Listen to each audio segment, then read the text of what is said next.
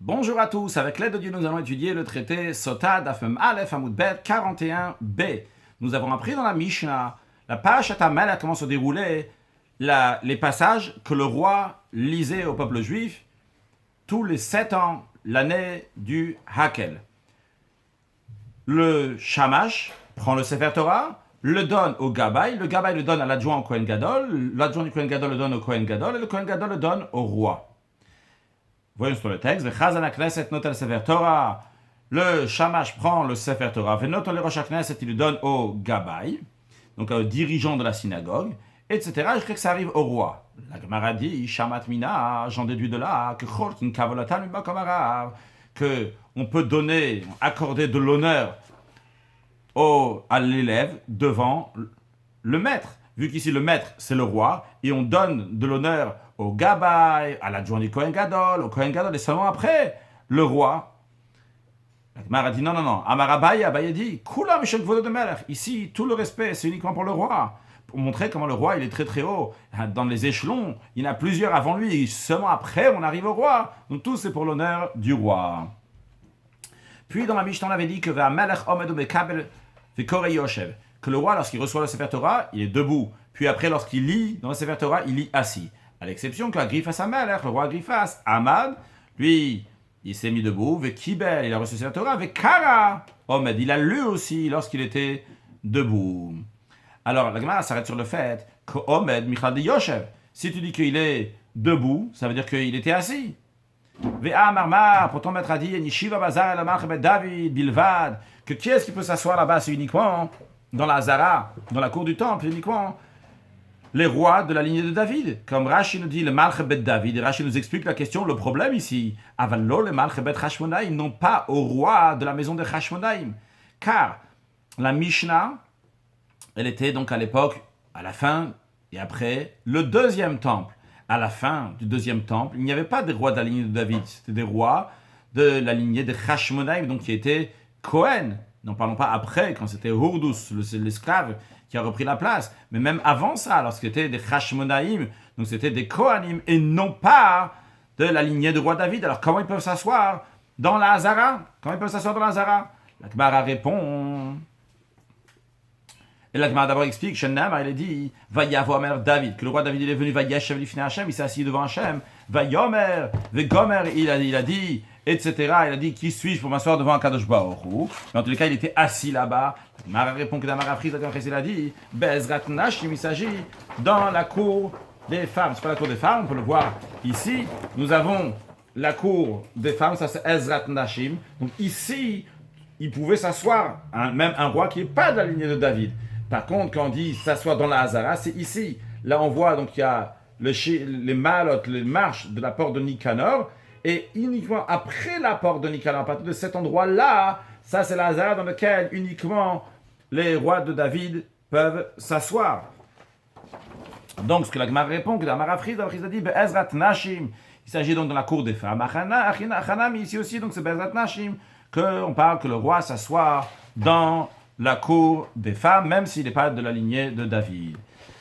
Veshipru Chachamim, après dans la Mishnah on avait dit que le roi Agrifas, il a lu la Torah lorsqu'il était debout et pas assis comme les autres rois, et les sages lui ont donné l'éloge, ils ont dit que c'est bien ce qu'il fait. La Gemara demande, Shipru, si tu dis qu'ils l'ont donné l'éloge, mais qu'il de Shapiravad, ça veut dire que tu veux bien dire que c'est bien ce qu'il a fait, mais un instant. Ah, ma Ravash, que Ravash il a dit, Afil ou le mandama, même d'après l'opinion de celui qui dit, comme Rashi nous dit, Kiddushin per Kama, l'opinion de celui qui dit dans le traité Kiddushin, dans le premier chapitre, que Nasi Shemach al Kevodo, que le Nasi, donc le dirigeant du Sanhedrin, du tribunal, qui a renoncé à son honneur, ok, Kvodo Machul, son honneur est pardonné, son honneur est retiré, il peut le faire, mais Melech Shemach al Kevodo, d'après tout le monde, un roi qui renonce à son honneur, son honneur ne peut pas être renoncé. Parce que la Torah dit Som Tassim, maître, tu mettras Lechamelech sur toi un roi. La Torah elle souligne maître, tu mettras Som Tassim.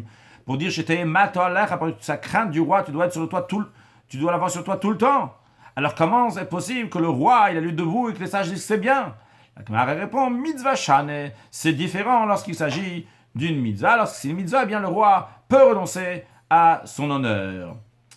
Continue, on avait dit dans la Mishnah que lorsque le roi Agrippas est arrivé à lire, tu ne pourras pas mettre sur toi un étranger, donc qui n'est pas de tes frères, qui devienne ton roi. Il a pleuré, c'est tout le peuple juif lui a dit, Chinoata, tu es notre frère.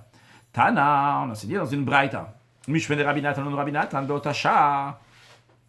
À ce moment-là, lorsque ils ont flatté Agrippas en lui disant, tu es notre frère, c'est bon, tu peux être notre roi.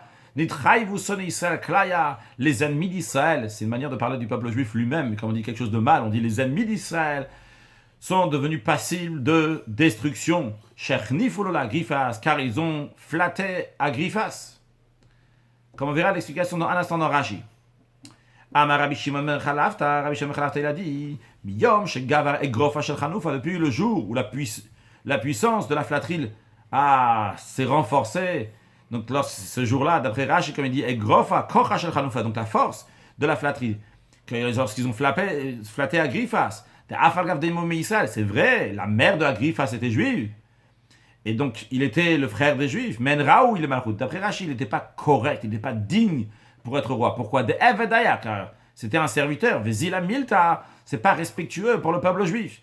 À noter que d'après Tosot, c'est pas juste que Zila Milta c'est pas respectueux. D'après Tosot, c'était strictement interdit parce que si son père et sa mère ne sont pas juifs, il ne peut pas être roi. Et Tosot soutient ça par le fait que quand on dit ici qu'ils ont été coupables de destruction, ce jour-là, il y a écrit dans Yerushalmi qu'il y a plein de juifs qui malheureusement sont morts ce jour-là. Donc ce qui veut souligner que c'était quelque chose donc d'interdit. C'est pas juste que Zila Milta, donc quelque chose qui était juste moins, qui n'était pas respectueux pour le peuple juif d'après Tosot.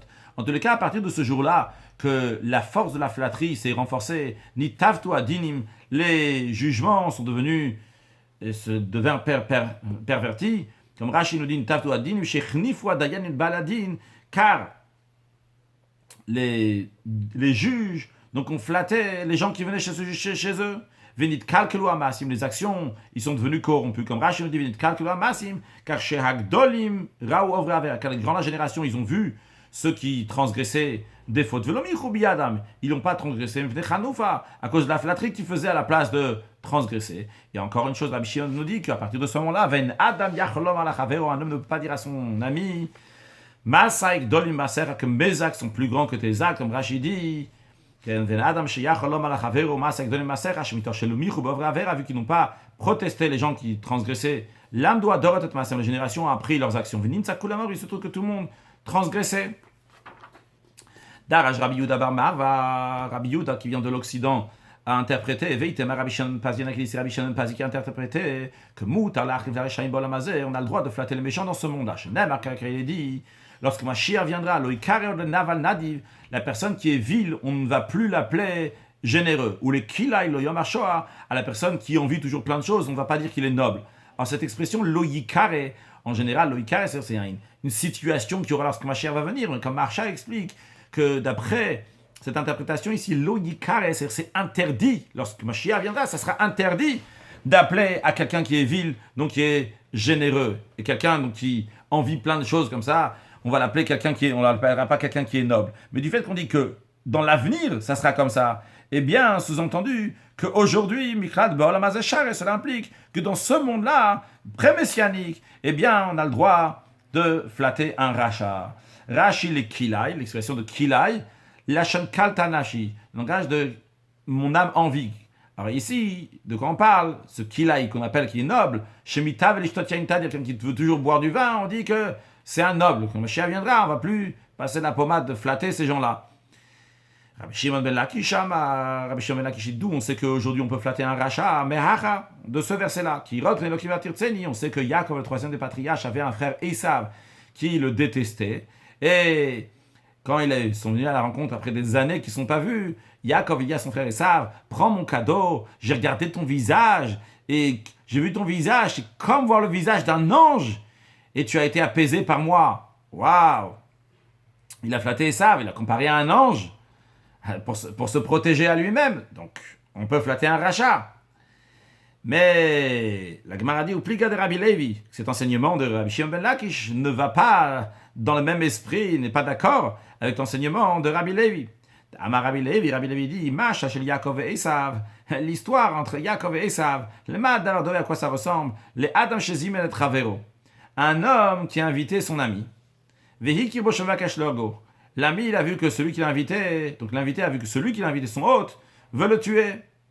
Alors, Amarlo, l'invité, il lui a dit, il a mangé tranquillement, et quand il a mangé, il a dit, tu sais, Tam Tafshil Zeshan Toem, le goût de ce mec que je suis en train de goûter là dans tes plats, que Tafshil Shitam Ti Bevet Amalek, c'est le même goût que le mec que j'ai mangé dans le palais du roi.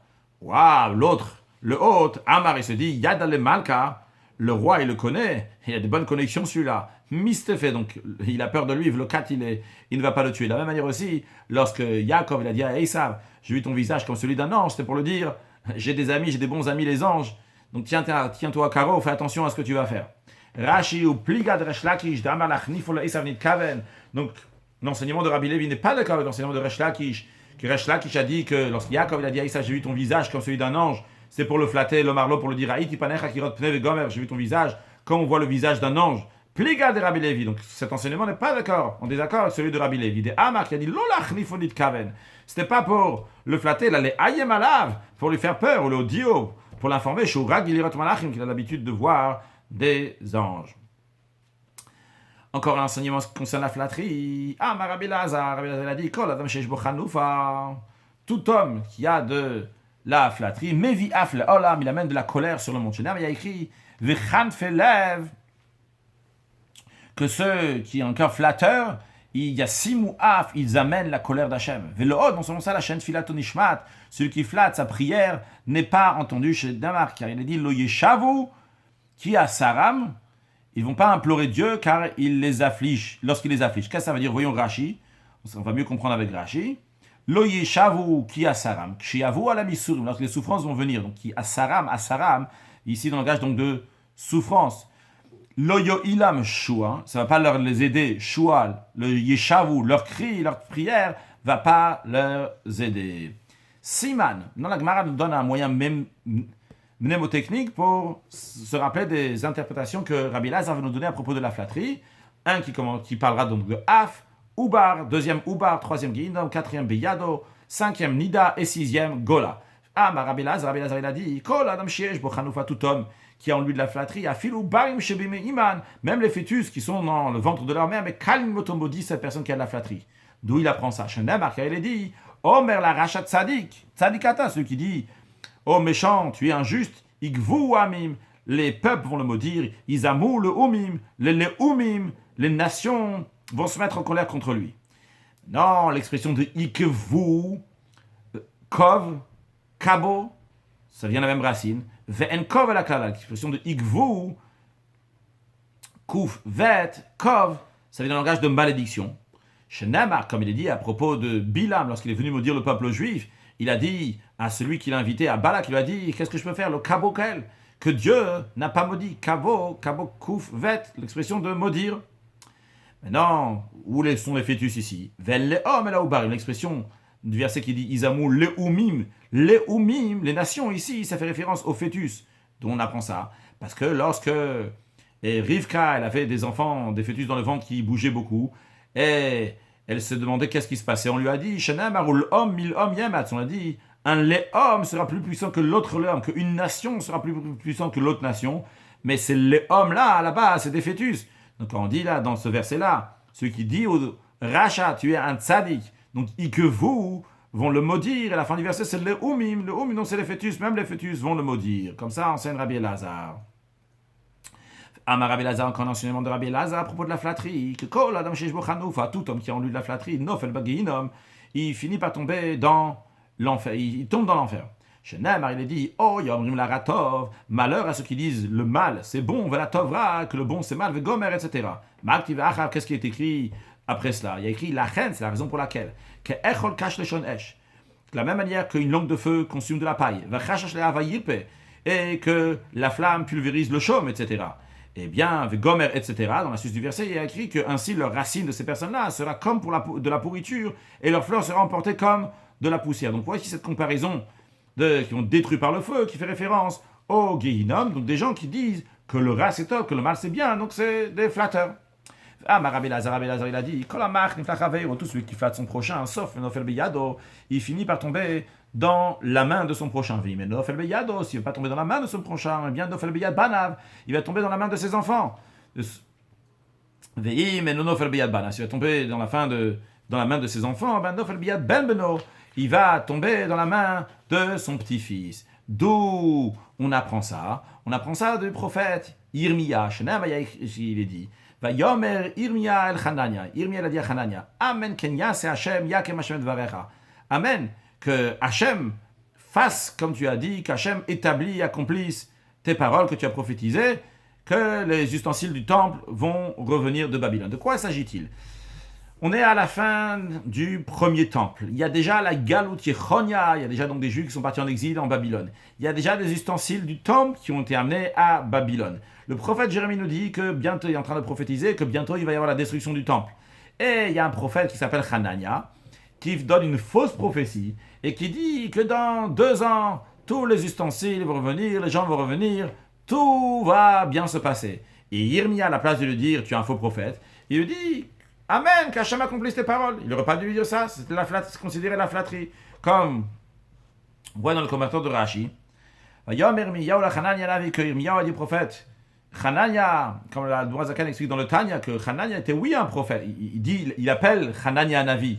Il appelle Hanania un prophète. Et comme le Rabbi explique, c'est que d'après la Dvorazakan, Hanania était oui un vrai prophète. Dans le passé, il avait des prophéties, mais cette prophétie-là était fausse. Chez Aman et voix Tcheka, il a dit une fausse prophétie à Galut Yechonia sur l'exil de Yechonia, au Kli Kodesh et les ustensiles saints, chez Galouimo qui ont été exilés avec lui. Il a dit encore dans 2 ans, Anime Shive Manama Komazé, je le ramène à cet endroit-là.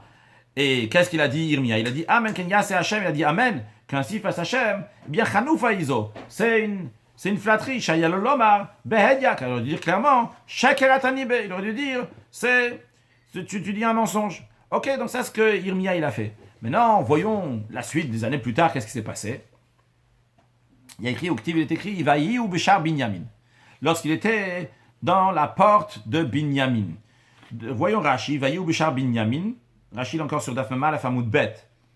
En bas à gauche, le Achakama Yamim, après un long moment, Aya Yirmiya Yotsem Yerushalayim. Yirmiya, il sortait de Yerushalayim. Pour mettre un peu plus dans le contexte, il y avait des Kasdim, les Chaldéens, donc qui assiégeaient Jérusalem. Et lorsqu'ils ont entendu que les Égyptiens ils arrivaient, eh bien les Kasdim sont partis. Donc c'était l'occasion pour Yirmiyahu de sortir. Il voulait partir à Lechet Eretz Binyamin pour aller dans la terre de Binyamin. Lachlok Nachla pour prendre un héritage chez Naflalo qui lui est tombé, un héritage qui lui est venu, donc qui était dans la partie qui appartient à Binyamin. Vetavso. Et là-bas, elle a attrapé, comme on va voir dans un instant dans le verset, quelqu'un qui s'appelait Iriya. Va Yomerlo, il lui a dit à la Kasdim Matanofel. Voyons sur le texte de la Gemara. Donc le prophète Yirmiya était à la porte de Binyamin. Là-bas il y avait un officier. Comment il s'appelait cet officier? La Torah, la Bible, prend du temps pour nous expliquer qu'il s'appelait Iriya, Ben Shelemia, Ben Hanania. Donc pour nous dire que son grand-père c'était Hanania, c'est pas par hasard ici qu'on veut nous dire. Pourquoi on a besoin de dire le nom de l'officier et en plus le nom de son grand-père de cet officier? Pour nous dire que cet officier c'était le petit-fils de Hanania, le prophète qui avait fait une fausse prophétie. Et ce Iriya, donc le petit-fils de Hanania, va y passer Yirmiyahu, Anavi, il a attrapé le prophète Jérémie. L'homme en lui disant la Kasdim Matanov, elle dit t'es en train d'aller chez les Kasdim pour faire la paix avec eux. Va Yomer Yirmiyahu Sheker. Le prophète Jérémie a dit jamais de la vie, c'est un mensonge. Je n'ai fait la Kasdim, Vegomer, etc. Je ne vais pas faire la paix avec les Kasdim. Mais ils n'ont pas fait confiance. Au Ktiv est écrit va Yidpos. Il faut rajouter ici, Iriya, il a attrapé, Yirmiyahu, il a attrapé le prophète Jérémie. Vayeviu à la Sar, il l'a amené chez les officiers. Et là-bas, ils l'ont maltraité, ils l'ont emprisonné dans un cachot pendant une longue période. Donc on voit que Yirmiya, il est tombé dans les mains du petit-fils de Hanania, parce qu'il a flatté Hanania, dont l'importance, donc de ne pas flatter. Conclure avec quelque chose de positif, au sujet de Halacha et de Chassidut. On a appris donc le verset de mettre un roi sur soi. Eh bien, mettre un roi sur soi, c'est un commandement positif qui est important. Mais bien que c'est important, on trouve que lorsque les Juifs sont demandés au prophète Shmuel de mettre un roi, eh bien, Shmuel n'était pas content. Et Dieu lui a dit c'est moi qui ne sont pas intéressés, etc. Et il s'est expliqué qu'en effet, ils n'étaient pas intéressés donc d'avoir un roi comme un juif doit avoir un roi qui va le faire monter dans la crainte de Dieu, parce que le roi il est soumis à Dieu, en étant soumis au roi, on est soumis à Dieu. Ils voulaient avoir un roi comme toutes les nations, ils ont un roi. Ça, Hachem n'était pas content. Bien, en ce qui nous concerne concrètement, dans la vie de tous les jours, c'est quoi ça veut dire pour nous de mettre un roi aujourd'hui, alors que Mashiach n'est pas encore là, que Mashiach va être là, il y aura son Tassim Alech HaMelech. Mettre un roi, le roi Mashiach, mais aujourd'hui, qu'est-ce que ça veut dire pour nous? Le Rabbi il dit, on passe au sujet de Chassidut, donc il y a écrit dans la Gemara que Man Malchei Rabbanan, c'est qui les rois? C'est les sages. Donc c'est la manière de faire un roi, prendre un roi aujourd'hui, de mettre sur soi un roi. C'est ce qui est écrit dans le maxime de nos pères. Asel Echara, fais-toi un rave. Fais-toi un maître qui va te dire comment tu dois te comporter, combien de Torah tu étudies, est-ce que tu étudies suffisamment de Torah, est-ce que tu donnes assez de charité. Avoir quelqu'un qui est plus que toi pour lui parler, ça c'est le rave. Et le Rabbi dit, il y a certains qui pensent que bon, il faut avoir un rave uniquement pour quand on a besoin de voler très très haut, pour arriver très très haut. Mais pour des choses simples, on peut se débrouiller tout seul. Le Rabbi dit non, il y a besoin toujours d'un rave. Et surtout, lorsque tu vois ta situation spirituelle, qu'elle reste, elle stagne de la même manière, eh bien c'est sûr et certain donc que tu as besoin de te renforcer et de demander un rave. Le Rabbi dit, il y a d'autres qui pensent qu'on ne peut pas trouver un rave, ils ne trouvent pas quelqu'un qui est plus haut qu'eux ou qui leur convient, etc. Le Rabbi dit, le Alman Israël, le peuple juif n'est pas orphelin, on peut toujours trouver, il y a Yagat, Matzah, cherche, et tu vas trouver un rave. Et ce rave-là va étudier avec toi les passages de la Torah qui renforcent la crainte de Dieu, le Shema qui est Kabbalat al Malchut Shamayim, après le Vayem Shamoa qui est Kabbalat al Mitzvot, recevoir le jour de Kadosh Baruch Hu, recevoir le jour de Mitzvot. Et tout ça, c'est particulièrement dans notre période, juste avant la venue de Mashiach, que Mashiach va être aussi bien un Rav et un Melech, parce que le Mashiach va enseigner la Torah, tout le monde aussi, ça va être un roi, le Malka Mashiach, le roi Mashiach, qui va se dévoiler très prochainement. Une excellente journée.